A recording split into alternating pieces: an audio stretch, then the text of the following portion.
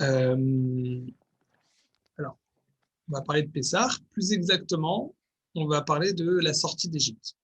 D'accord, plus que Pessah. Donc, c'est lié, bien évidemment, l'un avec l'autre. Alors, on a appelé donc ce cours Comment faire de notre sortie d'Égypte une aventure éternelle. C'est-à-dire, on va essayer de voir à travers la sortie d'Égypte, qu'est-ce que nous on va tirer comme enseignement. Enfin, il y a énormément d'enseignements. C'est tellement grand toute l'histoire de la sortie d'Égypte, ce qui précède, ce qui suit, et puis la fête de Pessah elle-même, c'est tellement riche. Donc on pourrait parler sur tellement de sujets à l'intérieur.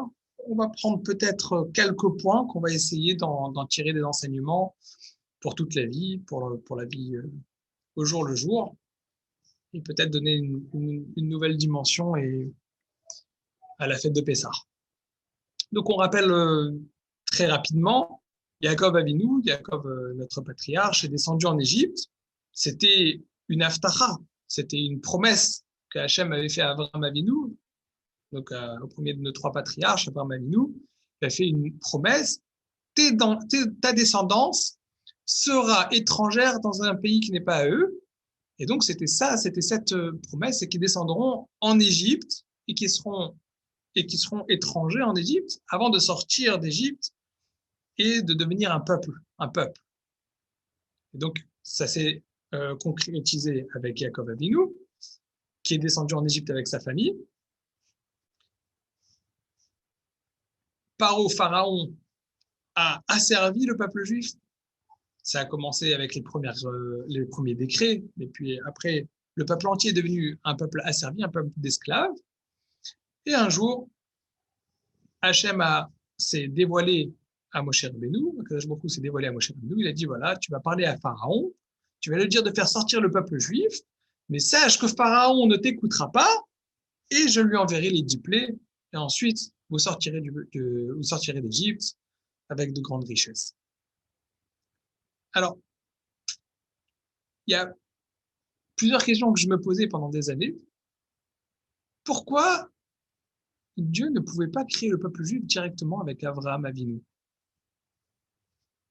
Pourquoi il a fallu vraiment qu'on arrive à une dimension de peuple? Pourquoi Abraham Avinu ne pouvait pas être la base de la création de tout le peuple juif? Pourquoi il a fallu attendre de descendre en Égypte pour sortir comme une entité qui s'appelle le peuple juif? Ça, c'est une question que je me demandais tout le temps. Je ne sais pas si c'est exactement ça ce qu'on va répondre, mais peut-être que par le développement qu'on va faire ce soir, peut-être ça va donner des éléments de réponse à cette question. Mais bon, ça, c'est une question que moi, personnellement, je me demandais. On voit que avec Abraham, Yitzhak et Yaakov, c'était pas suffisant pour créer la dimension du peuple juif. Il y avait quelque chose qui manquait. Et ça, j'aimerais qu'on le regarde un petit peu. C'est écrit explicitement, c'est écrit méfourage dans les versets, que Abraham, Yitzhak et Yaakov il leur manquait quelque chose. Akadosh Baruch Hu ne s'est pas dévoilé à Abraham, Yitzhak et Yaakov, comme après il va se dévoiler au peuple juif en entier. Et ça, on le retrouve dans la paracha de Vaïra, donc dans la seconde paracha, la seconde paracha du livre de Shemot, paracha de Vaïra. Bonsoir Antoine. Bonsoir. Voilà. Donc c'est ce qu'on va voir. Qu'est-ce que Hachem avait besoin de dévoiler de plus au peuple juif en Égypte qui n'avait pas dévoilé à Abraham, Yitzhak et Yaakov, et pourquoi c'était si nécessaire, et qu'est-ce qu'on va apprendre comme enseignement de ce dévoilement. Alors je vous propose directement qu'on va passer directement au verset, au psukim. Je vais vous partager mon écran.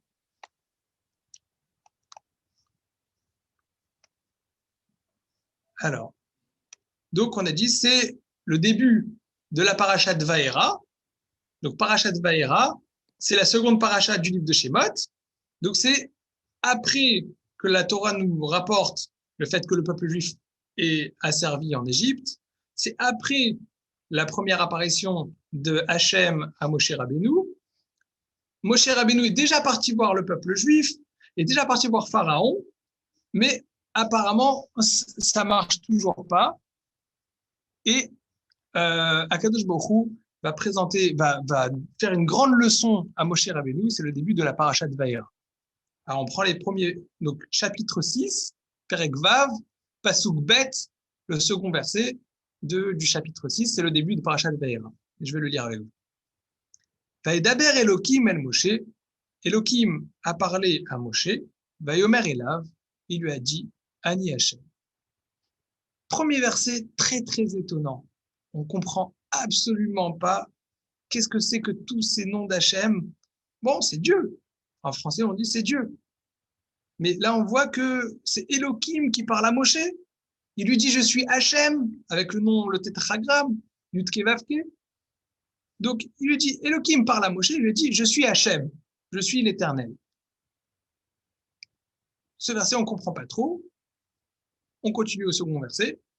Vaera el Avraham, je me suis apparu, je me suis présenté, j'ai apparu à Avraham, El Yitzhak à Yitzhak, Vel Yaakov et à Yaakov, Bekel Shakai, comme étant le Dieu Shakai. Ushmi Hashem, mais mon nom d'Hachem, le tétragramme, l'onodatilaim, je ne me suis pas fait connaître à eux. Qu'est-ce que c'est que cette histoire? Qu'est-ce qu'on apprend de ce passouk? Il faut être kabbaliste pour comprendre les différents attributs d'Hachem, les différents noms de Dieu. Qu'est-ce qui se passe? C'est quoi cette leçon-là que Hachem est en train de faire à Moshe? Donc là, il est en train de parler à Moshe Rabbeinu.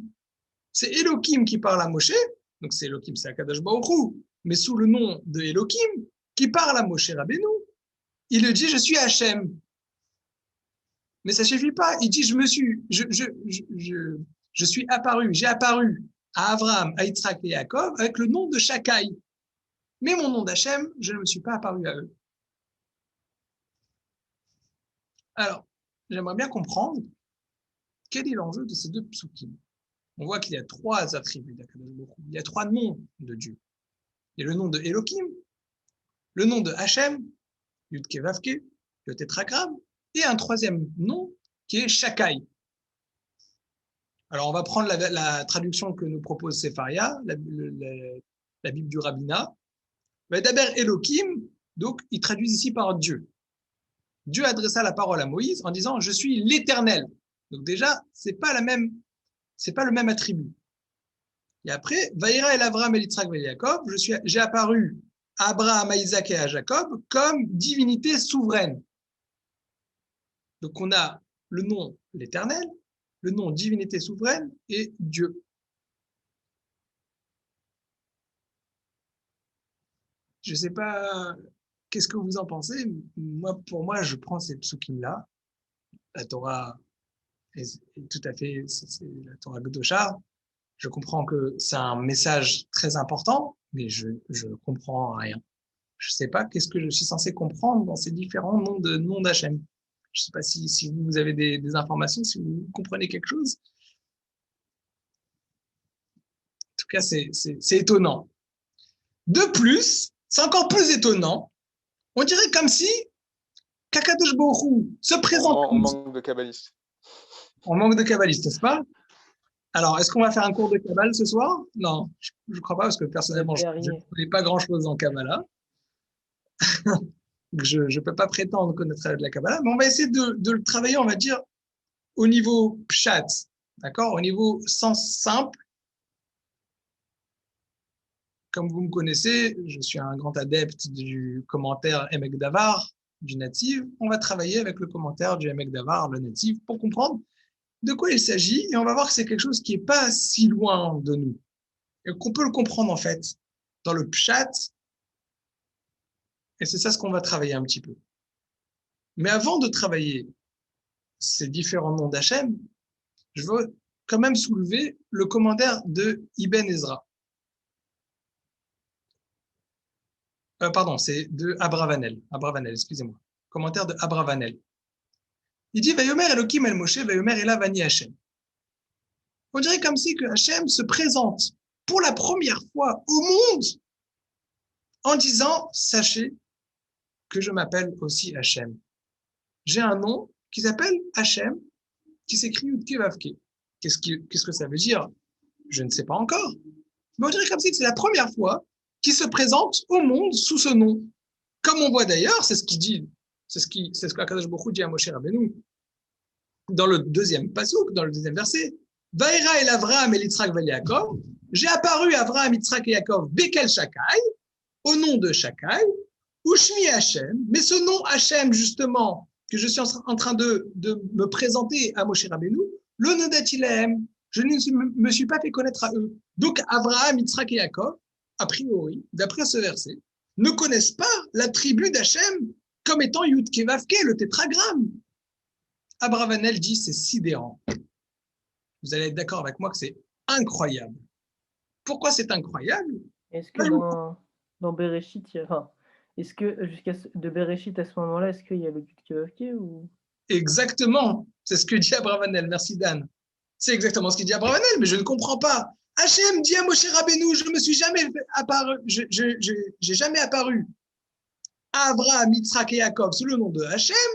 Ben, allons voir Bereshit. Ben, on va le faire ensemble.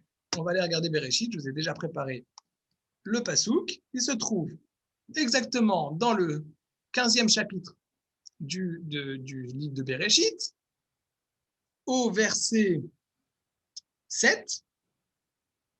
Et vous allez lire avec moi. Donc, on est dans Bereshit. Hachem parle à Avraham. Et qu'est-ce qu'il lui dit? Vayomer Elav. Il lui dit Ani Hachem. Je suis Hachem. Quel nom il s'agit? Yudke Vavke. Tant mieux, parce que sinon on aurait passé la nuit à tout lire. Bon, j'ai préparé quand même avant. Bon, vous êtes d'accord? Ce que je veux vous demander, est-ce qu'il y a une personne ce soir qui s'est déjà rendu compte de cette question? On lit chaque année Vaera el Avraham el Yitzhak vel Yaakov bekel Shakai. On lit, peut-être même on l'étudie, en plus de la parashat Shavua, la parashat qu'on lit, parashat Vaera, on dit Vaera el Avraham el Yitzhak vel Yaakov bekel Shakai. Ushmi Hashem le nodati lahem. Et pourtant, c'est écrit dans le Sefer Bereshit que Hachem s'est apparu à Abraham en lui disant je suis Hachem. Mais c'est incroyable, n'est-ce pas? Alors, comment comprendre ce que Hachem a voulu dire à Moshe Rabbeinu? Alors, il y a un deuxième point qu'Abravanel met en exergue. Donc déjà, Hachem s'est présenté à Abraham sous le nom de Yudke Vavke, ça c'est premièrement. Mais deuxièmement, on dirait comme si que Hachem se présente à Moshe pour la première fois comme étant Hachem Yudke Vavke à Moshe. Or, si on retourne un peu plus haut dans le livre de Shemot, la première fois que Hachem parle à Moshe Rabbeinu, il se présente aussi comme Yudke Vavke, Hachem Yudke Vavke. Donc on a vu, il s'est présenté, on connaît très bien qu'il s'est présenté à Moshe Rabbeinu sous l'apparence d'un feu dans le buisson ardent. C'était un buisson ardent. Et là-bas, il y a eu Moshe Rabbeinu qui a demandé, mais quelle est cette vision incroyable? Et Hachem demande à Moshe Rabbeinu, tu vas partir en Égypte, tu vas sauver le peuple juif. Et quand, au final, Moshe Rabbeinu accepte la missive, accepte la responsabilité incroyable de partir parler à Pharaon et de partir parler au peuple juif, il demande quand même à Hachem, quel est ton nom que je puisse te présenter au peuple juif et à Pharaon?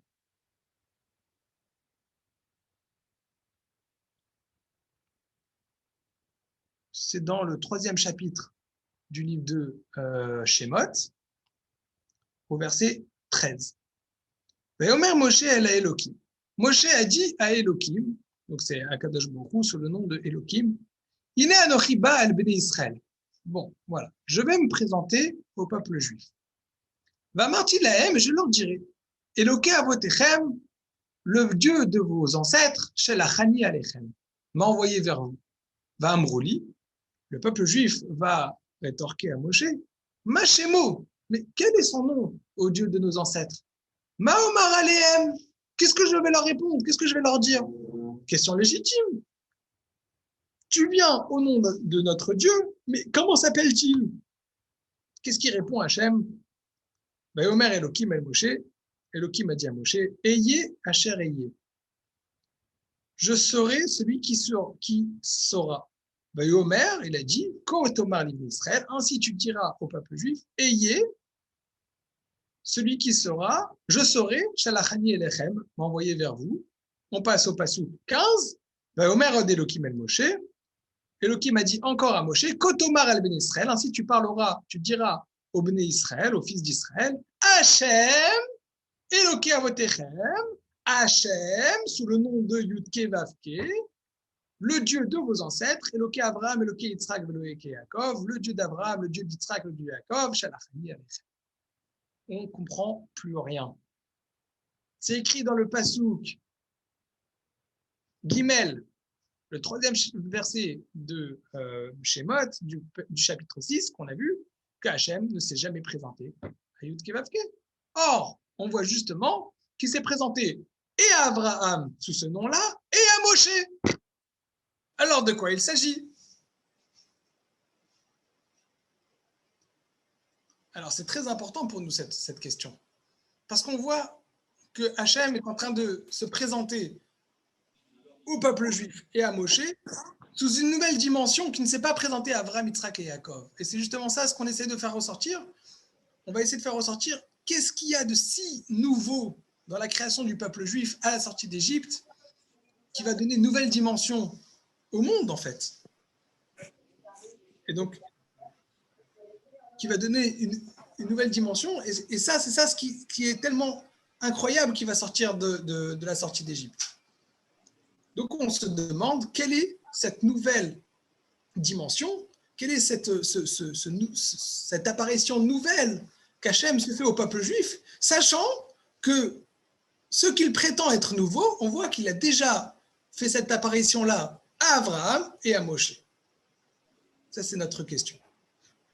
Alors, essayons de comprendre quelle est la particularité de chaque attribut. Qu'est-ce que c'est Shakai? Qu'est-ce que c'est le Dieu? Donc, comment ils ont traduit dans la Bible du rabbinat? La divinité souveraine. Shakai, ils ont traduit la divinité souveraine. Et Yudke Vavke, Ani Hashem, je suis l'Éternel. Alors, dans l'apparition de Hachem à Abraham, lorsque Abraham a demandé à Hachem comment je saurai que j'aurai une descendance, Hachem lui a dit regarde les étoiles et compte les étoiles. Toutes les étoiles que tu peux compter, ça sera ta descendance. C'est-à-dire, il y avait beaucoup d'étoiles, ça veut dire que ta descendance, elle sera énorme. Et lorsque Hachem a dit ça à Abraham, il se présente comme quel Shakai, se présente comme divinité souveraine. Allons voir alors le commentaire du Nativ, le commentaire de Rav Naftali Tzvi Berlin sur ce mot-là, Shakai. Alors, c'est le chapitre 17, Yudzaïn, dans le livre de Bereshit.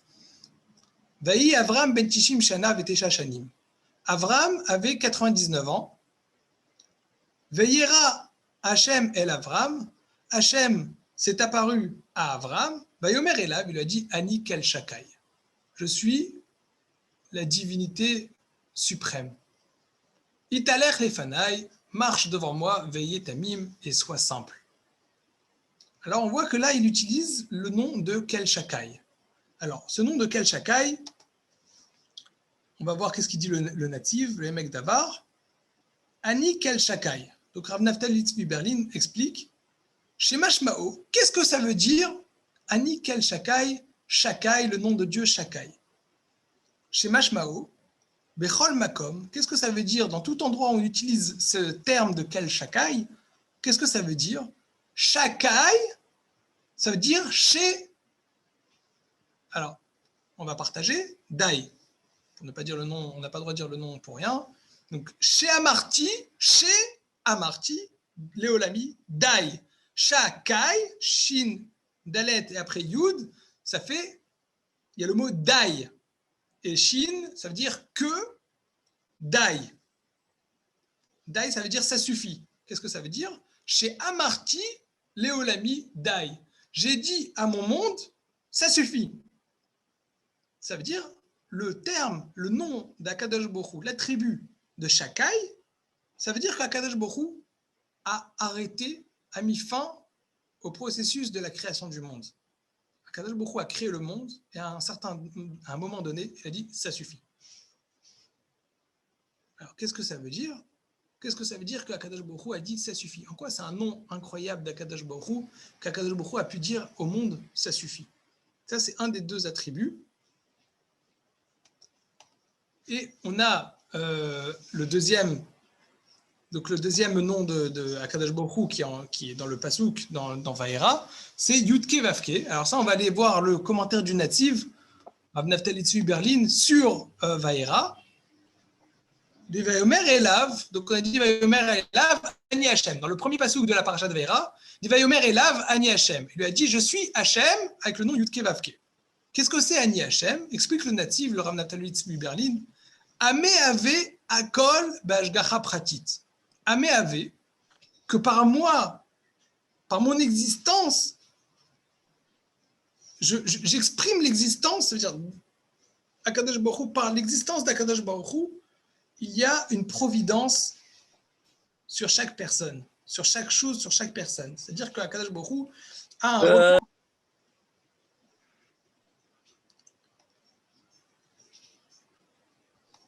Qui a un regard sur chaque chose. C'est-à-dire qu'il y a l'existence d'Akadosh Baruch Hu veut dire forcément un regard sur chaque chose, c'est la providence. Vélo kebassar avadam abonebait. Ce n'est pas comme un humain de chair et de sang qui construit une maison. En kocho babait et la achlo nivna. Donc sa force sur cette maison, c'est seulement jusqu'à qu'il la construit. Aval acharkar. Une fois qu'il a construit la maison, donc lui, tout son pouvoir, c'était de construire la maison. Mais une fois que la maison est construite, une fois qu'il a fini la création de cette maison, il n'a plus on va dire, il n'a plus de lien avec cette maison. Il peut être le propriétaire, peut-être parce que c'est lui qui l'a construit. Mais la construction est autonome, on va dire, elle est complètement séparée de lui. C'est pas par son existence que la maison existe. Contrairement à Akadosh Baruch Hu, le fait qu'Akadosh Baruch Hu existe, ça implique que le monde existe. Si Chas v'Shalom, c'est même pas possible d'imaginer ça. Mais imaginons que Chas v'Shalom, Akadosh Baruch Hu arrêterait, on peut même pas le dire, mais pour comprendre, on va essayer de le dire, Akadosh Baruch Hu arrêterait un instant d'exister. C'est impensable. Mais le monde entier disparaîtrait. Le monde entier disparaîtrait. C'est ça le nom de Yudke Vavke. Donc le nom d'Akadosh Baruch Hu de Yudke Vavke, ça veut dire que son existence implique l'existence du monde. Et forcément, chaque chose qui existe est liée directement avec Akadosh Baruch Hu. C'est la providence d'Akadosh Baruch Hu. Que ça veut dire la providence? C'est-à-dire qu'Akadosh Baruch Hu a un œil sur chaque chose. Mais que ça veut dire un œil sur chaque chose? C'est parce que chaque chose est liée à lui. Ça, c'est Akadosh Baruch Hu. Shakai, c'est autre chose. Shamarti leolami dai. C'est-à-dire que Akadosh Baruch Hu, il a dit à son monde, ça suffit. Ça suffit, donc c'est-à-dire il a créé un monde avec des règles et il a dit jusqu'à là. Là, maintenant, ça s'arrête. Ça, c'est Shakai. Alors, on va voir qu'est-ce que ça veut dire dans notre développement, dans nos psukim. Et pourquoi Hachem dit à Moshe Rabbeinu, je ne me suis jamais apparu seulement au nom de Shakai et pas Yudke Vavke, nom d'Hachem, donc on a dit la providence. Pourquoi il dit ça à Moshe Rabbeinu alors qu'en fait on a vu qu'il s'est déjà apparu et à Avraham et à Moshe sur ce nom?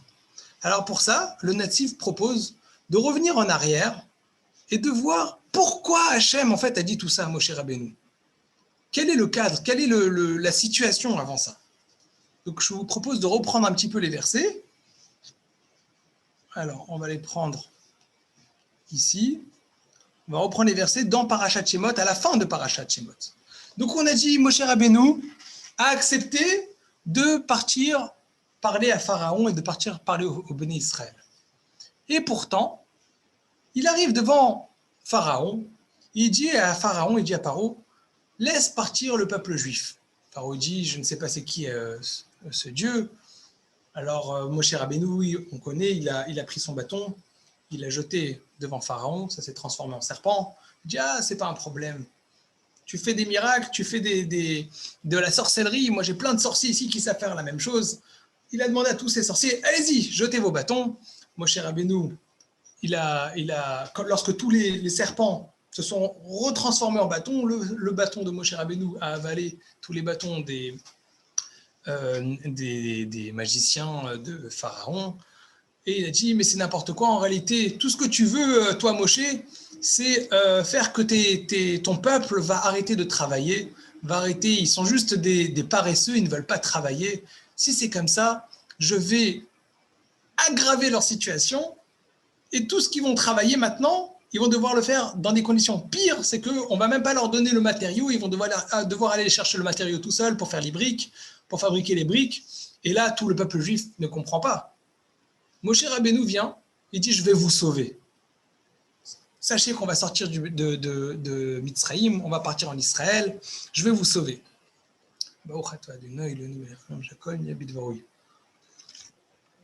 Le peuple juif est très content, super, c'est comme ça, on va te suivre, Moshe Rabbeinu. Ils avaient un peu peur, ils n'étaient pas sûrs. Bon, Hachem, Moshe Rabbeinu, il a fait les signes, il a fait les miracles, il a mis sa main dans sa chemise, sa main est devenue blanche, il a jeté de l'eau par terre, c'est devenu du sang, il a jeté son bâton, c'est devenu du serpent. Bon, il les a plus ou moins convaincus, ils sont venus avec Moshe Rabbeinu, et là ils arrivent devant Pharaon, ça y est, le moment fatidique va arriver, leur destin va changer.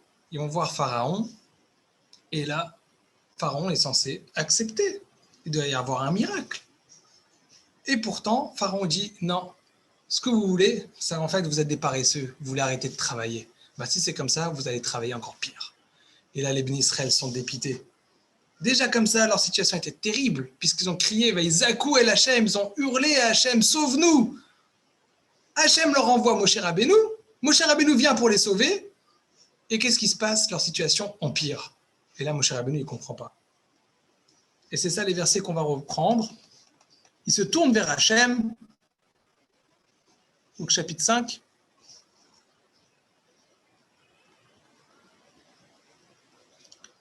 Alors, on reprend juste le pasouk 20, pasouk Kaf, dans le 5e chapitre. Vaïvgeu et Moshe et Aaron. Ils ont attaqué Moshe et Aaron. Nitzavim Likratam qui se tenaient devant eux. Betzetam et Paro, lorsqu'ils sont sortis de Paro. Ils leur ont dit, Yeri Hachem Alechem, que Hachem vous regarde, Veishpot, et qui vous juge. Hacher Vashtem Edrechenu, que maintenant, à cause de vous, on est mal vu par Pharaon, Béné Paro. Jusqu'à maintenant, ça allait, on se débrouillait avec notre souffrance. On avait une grande souffrance, mais on se débrouillait. Mais maintenant, c'est encore pire. Maintenant, en plus, on est mal vu par Paro. Il pense qu'on est des flemmards, on pense qu'on est des fainéants. Ou Béné Avadav, et dans les yeux de ses serviteurs, la tête Rerev Be'adam leur genou. Vous leur avez donné la perche pour nous frapper. Vous leur avez donné une épée pour nous frapper avec. Vayachav Moshe el Hachem Vayomar. Moshe Rabbeinu se retourne vers Hachem et il lui dit, Hachem, mon maître du monde, lama reota le Hamazé. Mais pourquoi fais-tu du mal à ce peuple? L'Hamazé chez l'Artani, mais pourquoi tu m'as envoyé?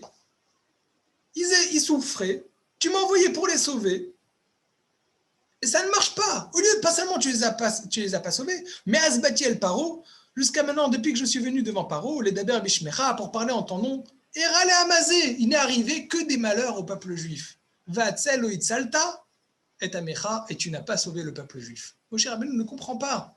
Tu m'as envoyé devant Paro pour sauver le peuple juif. J'ai perdu la confiance du peuple juif, puisqu'ils ne me font plus confiance. Paro a aggravé leur situation. Mais qu'est-ce que tu veux? Il demande à Kadosh Baruch Hu, pourquoi tu ne sauves pas le peuple juif? Pas seulement tu ne l'as pas sauvé, mais en plus tu as empiré leur situation. Et c'est sur ça, Vayomer Hachem el Moshe. Hachem a dit à Moshe, à t'attirer, maintenant tu verras, Hachem et les Paro, ce que je ferai à Paro. Ki be'atrazaka et Shalchem, parce qu'avec une main forte, il va les renvoyer. ou Beat Razaka et Gershem et Artso, et c'est lui-même, c'est Pharaon lui-même qui enverra le peuple juif d'Égypte pour les envoyer d'Égypte. Donc, Hachem est en train de répondre à cette grande ta'ana, à cette grande réclamation que Moshe Rabbeinu faisait à Hachem. Il dit, je ne comprends pas.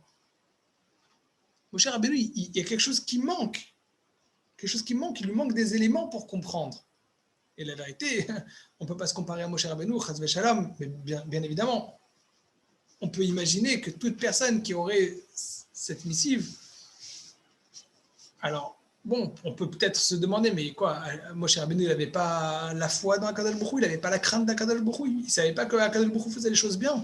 Comment il peut se permettre de demander à Hachem, mais pourquoi tu fais du mal au peuple juif? Et quelque chose qui lui... Il ne sait pas qu'Akadosh Baruch Hu, il est tout capable. Qu'est-ce qui manque? Qu'est-ce qui se passe? Pourquoi il peut se permettre de demander ça à Hachem? Et on voit bien qu'il y a quelque chose qui lui manque dans la compréhension. Et d'ailleurs, c'est ce que Hachem lui répond, en commençant par cette grande leçon qu'il fait à Moshe Rabbeinu en lui disant « Je ne me suis jamais apparu à Avraham, Yitzhak et Yaakov au nom de Hachem, parce que je me suis toujours... J'ai apparu à Avraham, Yitzhak et Yaakov sous le nom de Kel Shakai, mais Hachem, je ne suis pas apparu. » C'est censé être une réponse à toute la réclamation de Moshe Rabbeinu. Et apparemment, ça marche, puisque Moshe Rabbeinu, ça va lui suffire. Alors, c'est quoi cette réponse? Quelle est cette réponse à Moshe Rabbeinu? Qu'est-ce qu'Akadosh Baruch Hu a répondu qui est une réponse à cette réclamation? Et en même temps, comment comprendre cette réclamation-là que Moshe Rabbeinu avait à Hachem? Alors, pour ça, il faut un petit peu comprendre qui est Moshe Rabbeinu. Ça, il faut remonter un petit peu dans la personnalité de Moshe Rabbeinu, comprendre qu'est-ce que Moshe Rabbeinu, quelle est cette personnalité de Moshe Rabbeinu, comment il en est arrivé à avoir l'apparition de Akadosh Baruch Hu et de devenir l'envoyé d'Akadosh Baruch Hu. Et là, on va commencer à rentrer vers la réponse. Et on avance donc dans le développement de notre sujet ce soir. Pour ça, je vous propose de remonter donc à la première apparition d'Akadosh Baruch Hu, de Hachem à Moshe. C'est dans le 3e chapitre du livre de Shemot. Donc Moshe Rabbeinu, qui avait grandi dans le palais de Pharaon, a dû se sauver d'Égypte. Pourquoi? Parce qu'il était recherché. Parce qu'il avait tué un policier égyptien. Moshe Rabbeinu était sorti du palais de Pharaon pour aller voir ses frères juifs. Et il a vu un policier égyptien qui frappait un juif. Et il a tué ce policier égyptien et il l'a enterré. Le bruit était venu jusqu'aux oreilles de Pharaon, qui a décidé de poursuivre Moshe. Et Moshe s'est sauvé d'Égypte et est allé dans un pays qui était voisin.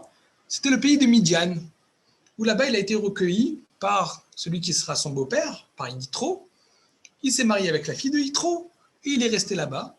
Et c'est justement... Et il gérait, il s'occupait, il était le berger du troupeau de Yitro, son beau-père.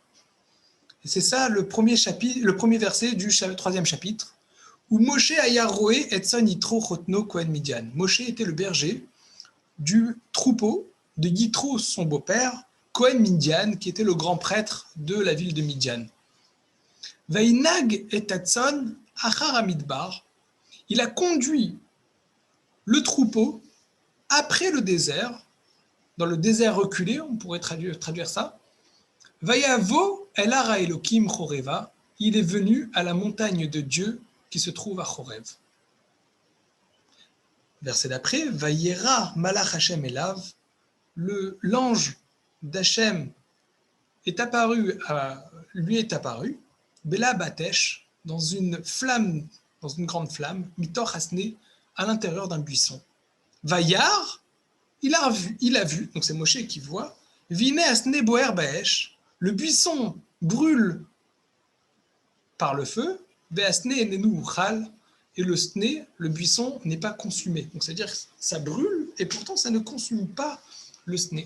Donc Moshe Rabbeinu s'approche, il demande mais quel est ce marée, cette apparition incroyable? Et là, Akadosh Baruch Hu parle à Moshe et lui dit ne t'approche pas, c'est un endroit saint, il ne faut pas que tu t'approches. Il y a une question que tous les commentateurs se demandent sur ce premier verset. qu'est-ce que Moshe faisait à cet endroit-là? Qu'est-ce qu'il faisait dans le désert? C'est écrit où Moshe Yaroué et Tzan Yitro Chotno. Moshe était le berger du troupeau de Yitro, son beau-père, qui était le grand prêtre. Inag et Tzan, il a conduit le troupeau Achar Amidbar. Donc déjà, le Midbar, le désert, c'est pas un endroit où les gens ont l'habitude de se promener. Mais là, c'est pas seulement le Midbar, c'est pas seulement le désert, c'est le désert reculé, c'est-à-dire le désert profond, à l'intérieur du désert. Qu'est-ce que Moshe faisait là-bas? Alors, on connaît, il y a le commentaire de Rashi qui dit que Moshe Rabbeinu voulait s'éloigner du vol et qu'il ne voulait pas que son troupeau aille brouter dans des prairies qui ne lui appartenaient pas. Donc il est parti dans un endroit qui était sûr, réputé disponible. Ça, c'est le commentaire de Rashi. Mais je vais vous proposer le commentaire du natif, du Rav Naftali Tzvi Berlin, qui dit que Moshe Rabbeinu, il était Vainag et Tatson Achar Amidbar. Il cherchait à se retrouver dans un endroit où il pourrait être complètement seul. Il cherchait un endroit où il était sûr, assuré, qu'il ne retrouvera personne. Il voulait se retrouver seul. Vayavo el Hara Elokim, il est arrivé, en cherchant la solitude, il est arrivé à la montagne de Elokim. Le natif dit c'est une cause à effet. C'est-à-dire, il cherchait la solitude et il est arrivé à Hara Elokim. C'est lié, ces deux éléments-là sont liés l'un avec l'autre. C'est-à-dire que Moshe Rabbeinu était en fait une personne qui aspirait le plus du monde à la recherche, à la quête de la Elokout, à la quête de la divinité. Il voulait comprendre la sainteté. Il voulait comprendre la raison du monde. Il voulait comprendre les choses les plus profondes du monde, la raison de l'existence. Il cherchait, il s'introspectait.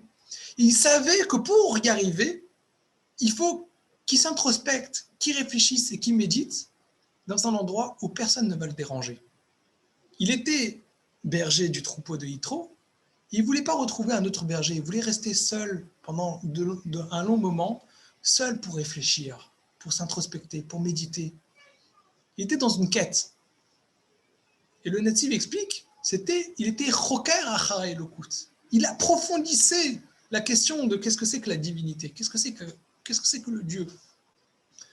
Et en recherchant, il est arrivé effectivement à la réponse. C'est quoi la réponse? C'est l'apparition d'Akadosh Baruch Hu. Il a tellement cherché qu'il est arrivé à voir Dieu. Moshe Rabbeinu cherchait le plus du monde, il aspirait à se rapprocher de Dieu. Et c'est comme ça que Akadosh Baruch Hu, Baderer, Shadam, Rotzel, Alechet, c'est dans le chemin qu'une personne veut aller qu'on lui montre le chemin. Donc il a commencé à chercher et Akadosh Baruch Hu s'est apparu à lui. C'est comme ça qu'il est arrivé à Hara Elokim. Donc Moshe Rabbeinu, il faut comprendre, c'est une personne qui fuyait, si on peut dire, la civilisation, il fuyait la futilité de la civilisation.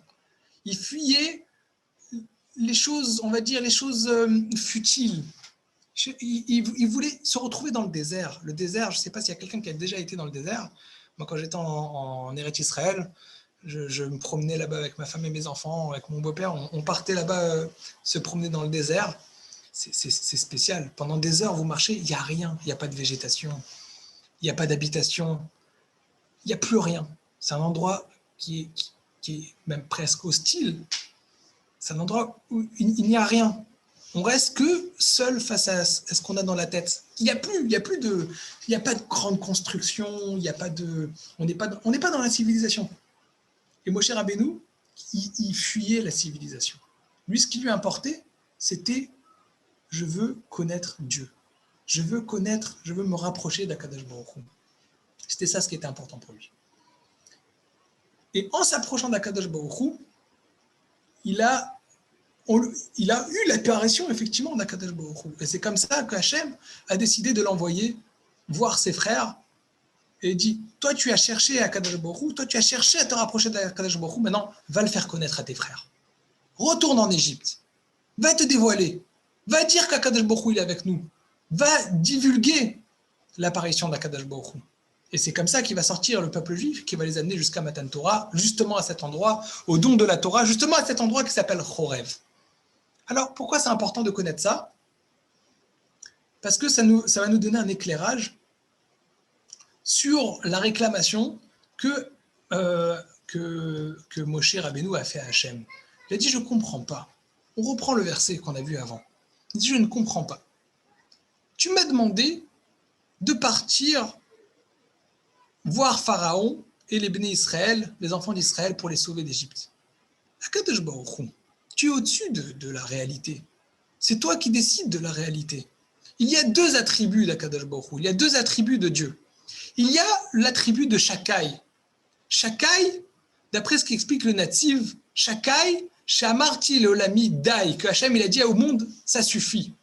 Ça, c'est la divinité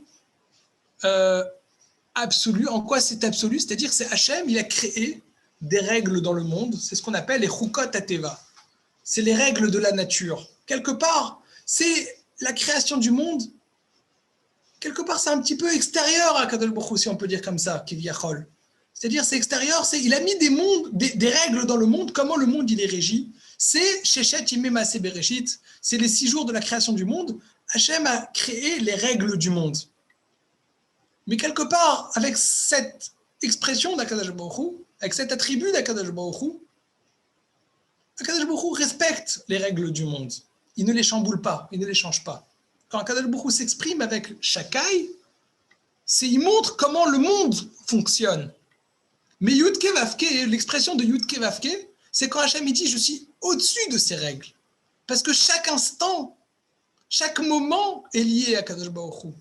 Akadosh Baruch Hu, l'existence d'Akadosh Baruch Hu fait qu'il y a l'existence de toute chose.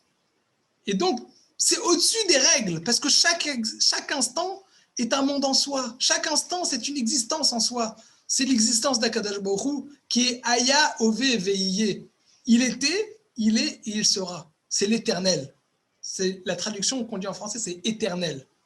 C'est l'éternel, c'est-à-dire, c'est au-dessus de toutes les règles, au-dessus du temps.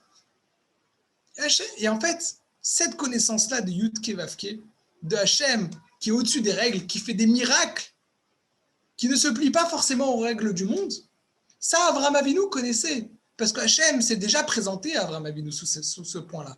Et Moshe Rabbeinu aussi connaissait. Mais il y a quelque chose qui manque. Il y a quelque chose qui n'est pas suffisant. Et ça, Moshe Rabbeinu, il ne connaît pas. C'est quoi? Moshe Rabbeinu, il sait que Hachem fait des miracles. Alors, Moshe Rabbeinu se présente au peuple juif.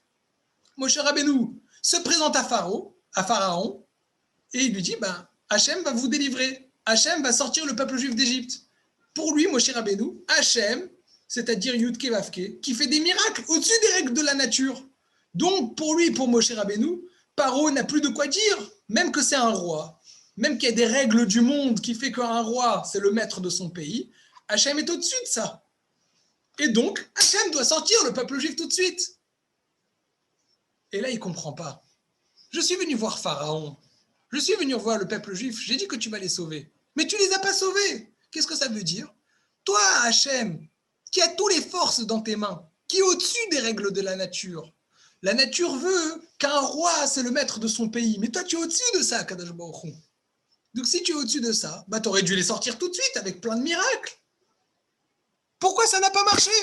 Ça veut dire que toi, Kadosh Baruch Hu, tu as décidé de t'exprimer dans la sortie d'Égypte par la force de la nature, par quel Shakai, par le nom d'Hachem qui exprime les règles de la nature. Or, avec les règles de la nature, c'est évident.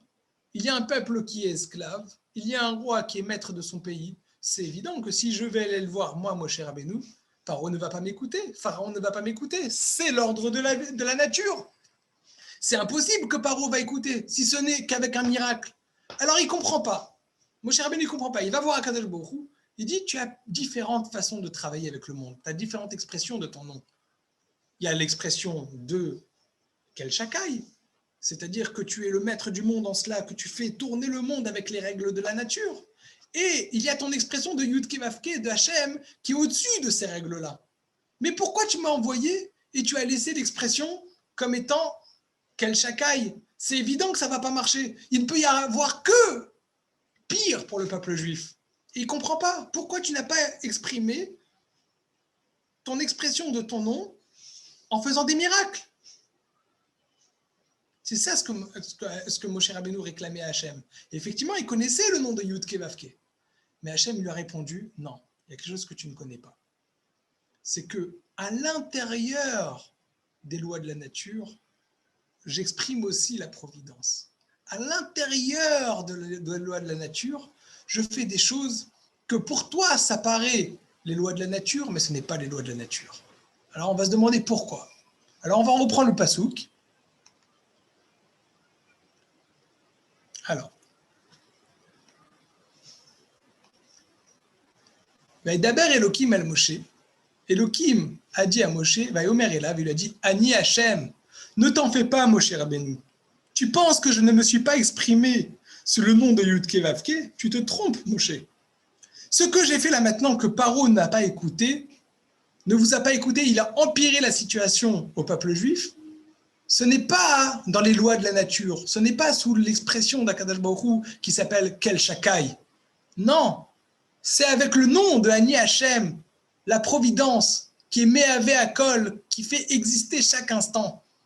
Mais j'ai décidé, Akadosh Baruch Hu dit, c'est moi qui ai décidé, pour le bien du peuple juif, de faire en sorte que Paro ne va pas t'écouter. C'est-à-dire, il y a quelque chose de positif dedans. Et ce n'est pas juste les lois de la nature, c'est au-dessus de ça. Vaera el Avram el Yitzhak vel Yaakov bekel shakai. C'est vrai que jusqu'à maintenant, je me suis présenté comme Kel Shakai, Ushmi Hashem lo nodati.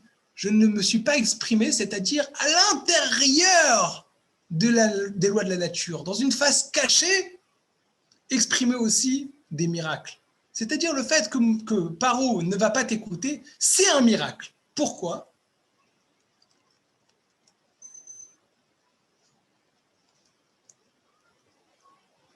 Pourquoi ? Il faut passer au 6e pasouk, au 6e verset. La reine, c'est pourquoi.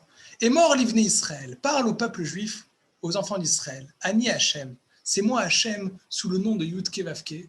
Votseti etrem sivlot, mitachat sivlot mitzraim. Je vais vous sortir de sous le joug, sous l'asservissement d'Égypte. Vitsalti etrem avodatam. Je vais vous sauver de ce travail, de cet asservissement. Vegalti etrem, je vais vous délivrer. Bizroan etouya ou bishvatim gedolim, avec une main étendue et de grands jugements. Velakarti etrem li le'am baiti lachem lelokim. Parce que je veux vous prendre comme étant un peuple. Hachem est en train de faire effectivement une leçon à Moshe Rabbeinu. Moshe Rabbeinu, on a dit, on a lu dans les versets que c'était une personne qui était détachée du monde de la civilisation.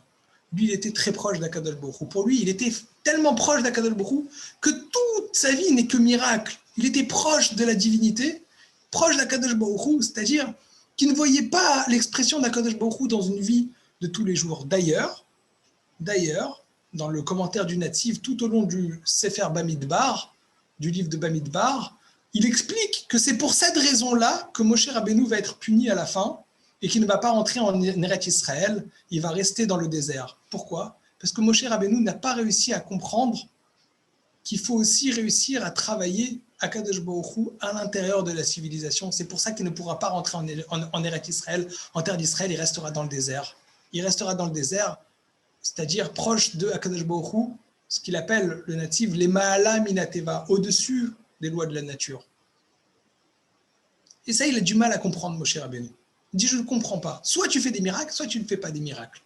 Soit tu es dans l'ordre de la nature, soit tu fais des miracles. Il ne comprend pas les deux. Et Akadosh Baruch Hu lui dit, si je ne fais que des miracles, je ne fais pas du bien au peuple juif, parce qu'ils n'ont pas réussi à se construire comme un peuple.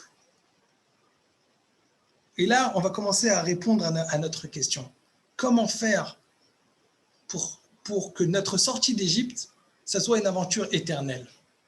Et là, je vais commencer un petit peu pour illustrer tout ce qu'on a dit là maintenant. C'est très théorique jusqu'à maintenant. On a parlé pendant un bon moment de théorie. On va parler des choses plus pratiques. Et je pense que ça va illustrer un petit peu tout le développement qu'on a fait ce soir. Ça peut arriver, des fois, qu'il y ait une personne, il fait tchouva.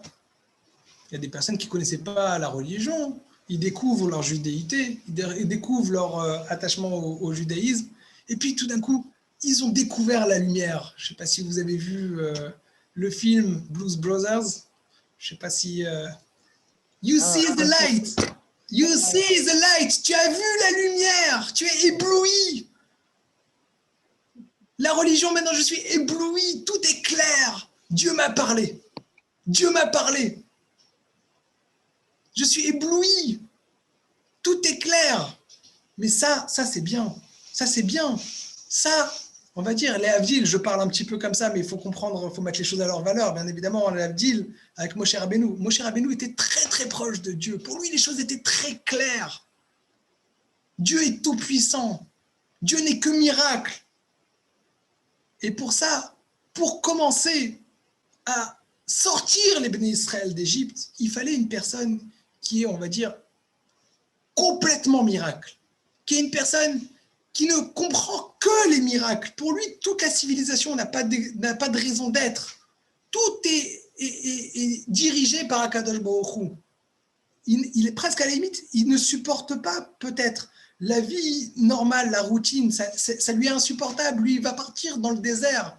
Il ne veut pas la vie tous les jours, il ne veut pas la civilisation. Lui, il veut être proche de Dieu tout le temps.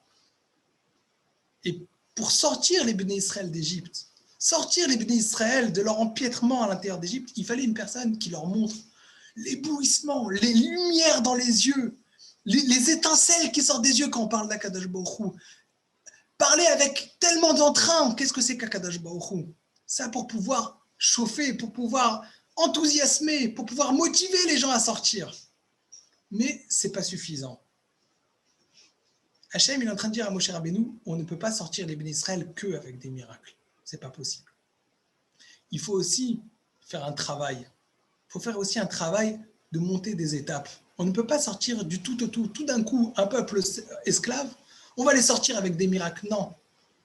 Paro va refuser et Paro va empirer la situation. Pourquoi? Parce qu'on ne peut pas passer directement d'un miracle et sortir. Il faut construire. Il faut qu'il y ait une construction. Il faut que ça passe à l'intérieur des choses de phases cachées. Il faut qu'il y ait une période de flou, une période où on se construit, où on se pose des questions, où les choses ne sont pas trop claires. Alors c'est vrai que la sortie d'Égypte va se faire uniquement avec des miracles, mais à l'intérieur de ces miracles, Akadosh Baruch Hu nous donne déjà un message. Il dit c'est pas suffisant.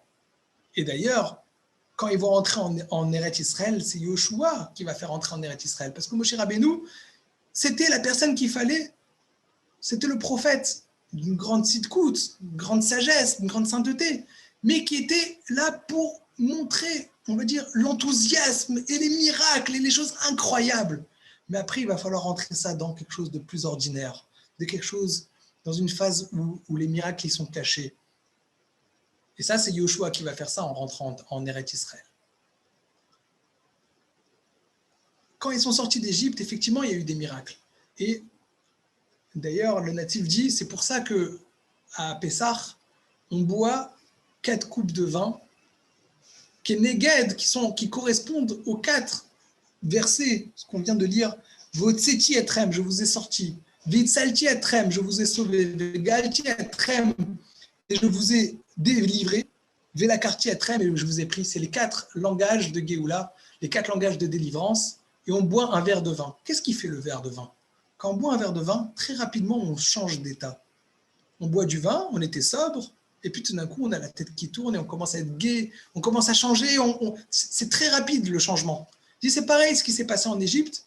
On boit un verre de vin, ça correspond à ce qui s'est passé en Égypte. Ils étaient esclaves, mais très rapidement, ils sont sortis, ils ont été délivrés. Le changement a été très rapide, ça a été soudain. Ça a duré 1 an, mais il faut s'imaginer, pendant 210 ans, ils étaient en Égypte esclaves, et tout d'un coup, ils sortent. C'est très rapide. Mais à l'intérieur de ce rapide, il faut se rappeler une chose, que cette rapidité, ça ne peut pas tenir dans le long terme. Pour ça, il faut qu'il y ait une construction, il faut qu'il y ait 4 étapes. Ce n'est pas d'un coup, il y a 4 étapes, il y a 4 langages. Il y a Veotseti, je vous ai sorti. Ensuite, on monte. Veitsalti, je vous sauve. Je vous sauve. Et on monte encore. Vegalti, je vous délivre. Et on monte encore. Velakarti, je vous prends comme un peuple. Ça, c'est une construction. C'est très important. On va voir, il y a la Gemara qui dit, dans Psachim, la Mishnah, elle dit, donc c'est traité Psachim, Daf Tzadevav Amud Aleph 96a. La Mishnah, elle dit, Ma ben Pesach Mitzraim le Pesach Dorot. La Mishnah nous dit qu'il y a des différences entre Pessah qui s'est déroulé en Égypte et Pessah Dorot et le Pessah qu'on fera après toutes les années jusqu'à aujourd'hui.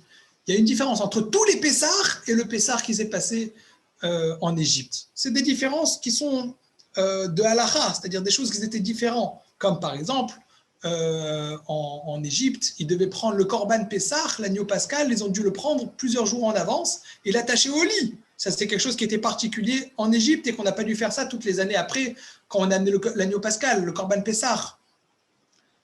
Il y a aussi le fait qu'en Égypte, ils ont dû, avec le Ezov, l'Isop, ils ont dû mettre du sang sur les linteaux et sur les mezuzot. Ça, on n'a pas eu besoin de faire ça après.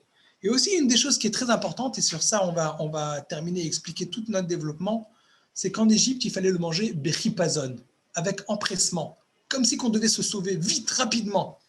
Et ça, par contre, ça, c'est qu'en Égypte. Et les autres années, donc après tous les Pessars, tous les Korban Pessar qu'on a fait, jusqu'à aujourd'hui, on espère, Bezrat Hashem, que le Beth Amikdash va venir rapidement pour qu'on puisse faire les Korbanot Pessar, le Korban Pessar. On n'a pas besoin de le manger avec empressement. On le mange tranquillement. Mais par contre, en Égypte, il fallait le manger avec empressement. Ça éclaire un petit peu. On va voir ça. On va terminer avec un texte de Rabbi Tzadok HaKohen, le Tzidkat HaTzadik, que ça représente ce qu'on a développé là maintenant. Moshe Rabbeinu, il voulait que les choses se fassent directement, rapidement. C'est vrai, ça va être très rapide. Ça va être très rapide. Mais Akadosh Baruch Hu, il vient nous donner un message. C'est vrai que ça va être rapide, mais ce n'est pas suffisant pour construire une Avodat Hashem, un peuple juif qui va être éternel. On ne peut pas être tout le temps dans le miracle. Bien que là maintenant, ça va être très rapide, il va y avoir des miracles, Akadosh Baruch Hu nous donne ce message. Moshe Rabbeinu, il ne comprenait pas. Mais pourquoi tu ne les as pas déjà sauvés? Tu m'as envoyé, mais pourquoi tu m'as envoyé? La situation est en train d'empirer. Elle dit, toi tu connais le nom de Yudke Vavke, comme les patriarches l'ont toujours connu. Mais là, il y a une dimension nouvelle. C'est la dimension d'un peuple éternel qui va se créer. Et un peuple éternel, les miracles, ils vont se faire un peu plus cachés. Pourquoi? Parce qu'il faut une construction. Il faut quelque chose de solide. Être dans l'extase, être dans le sublime, être face à on a vu la lumière, on a vu les miracles. Ça, c'est quelque chose qui est bien 2 minutes pour pouvoir motiver à faire une construction. Mais après, il faut faire une construction qui n'est pas basée sur ces miracles. Et ça, c'est le message qu'il a donné à Moshe Rabbeinu. On va voir comment ça s'accorde dans notre vie. Et c'est la différence aussi qu'il y a entre les Pessars qu'il y a en Égypte et de tous les autres Pessars. C'est qu'en Égypte, il fallait s'empresser. On sort d'Égypte, c'est rapide, on part rapidement. Mais après, on temporise. Après, on va construire. On va faire quelque chose de calme, de posé, quelque chose de serein. Ça, c'est ce qui va se passer après la sortie d'Égypte. En Égypte, c'est Chipazon, mais après, c'est quelque chose de serein. Et on va terminer ça sur un texte du Tzidkat HaTzadik, le commentaire chassidique de Rabbi Tzadok HaKohen. Donc, son premier commentaire, le premier enseignement qu'il écrit dans le livre Tzidkat HaTzadik. Reshit Knisat Adam Lavodat Hashem. Le commencement de l'entrée d'un homme dans le service divin, Tsarich Liot Bechipazon. Il faut que ce soit avec empressement,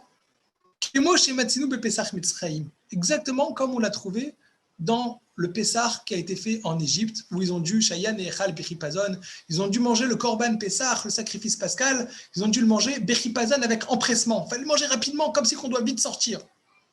Vélo Pessah les Dorot. Par contre, le Pessah, le Korban Pessah qui a été fait durant toutes les générations après la sortie d'Égypte, c'était pas comme ça. Mipne, pourquoi? Alors lui, il le prend comme une métaphore, une allégorie pour tout le service divin, pour toute la Avodat Hashem. Mipne Sha'atrala, au début, qu'est-ce qu'il faut faire? Les Natekatzmo, il faut se dissocier, il faut se détacher complètement, Mikol Ta'avat Olamazé, de tous les désirs du monde. Shou Mekushar Behem, qu'on est lié très fort avec les désirs du monde, qui nous empêchent de faire le service divin. Tsarich Lishmor Arega Shemitorer Bo Retzon Hashem. Tout d'un coup, il y a un moment, on a envie de faire le service d'Hashem.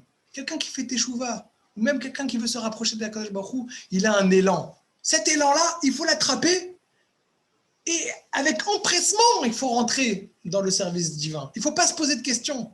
On ne se pose pas de questions. On a cet élan, on a cette envie, on a cette motivation. On s'empresse, on rentre dedans. Il y a une brèche dans notre empiètement du monde, du quotidien. Il y a une petite brèche, tout d'un coup, on a un éveil.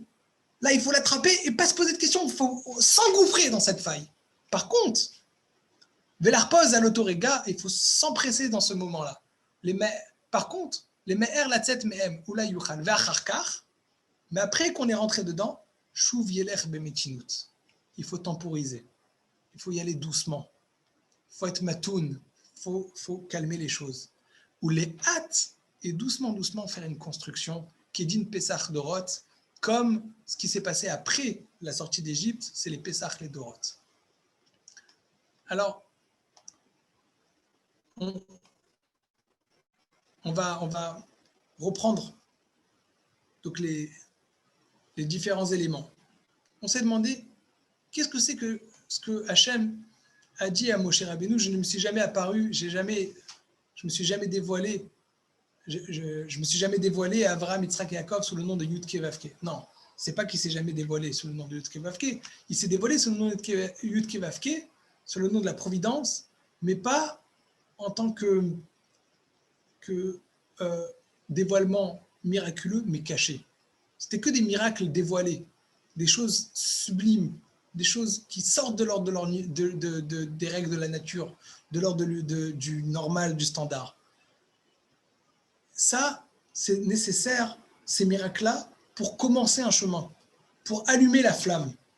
Mais une fois qu'on a allumé cette flamme-là, il faut revenir à quelque chose de matoun, quelque chose de calme et construire. On ne peut pas rester tout le temps sur quelque chose de sublime, sur l'illumination. C'est très important. Et ça, c'est très important pour la vie de tous les jours. On cherche tout le temps, il y a quelque chose qui s'appelle l'expérience spirituelle. On cherche des expériences spirituelles, des choses qui nous transportent, des choses, on a envie de voir des miracles, on a envie de voir des choses qui sont sublimes. Ça, c'est bien peut-être pour se chauffer, mais ce n'est pas la vie de tous les jours. La vie de tous les jours, c'est quelque chose de calme, quelque chose de détendu, quelque chose d'apaisé, où on construit des choses qui ne sont pas basées sur des miracles. Alors, on rentre dans Pessah. Pessah, c'est le moment de réveiller. C'est le moment où on réveille cet élan. On réveille, on rallume la flamme de la Emouna, on rallume la flamme, on rappelle d'où est-ce qu'on vient, on rappelle notre histoire, notre peuple, on rappelle tout ça. Ça, c'est très très bien pour réveiller à l'intérieur de nous. Mais si après, il n'y a pas une construction, on pose des choses claires, on pose des choses, un vrai travail, on s'investit dans notre avodat Hashem, dans notre service divin. On n'attend pas qu'on met tout sur un plateau. On essaye vraiment de construire pas à pas. Encore une action, et encore une action, et encore une action. Un peu d'études de Torah, un peu de mitzvot. Et on continue. On n'attend pas d'être sublimé. Ça, c'est le vrai travail. Et ça, c'est quelque chose qui est éternel.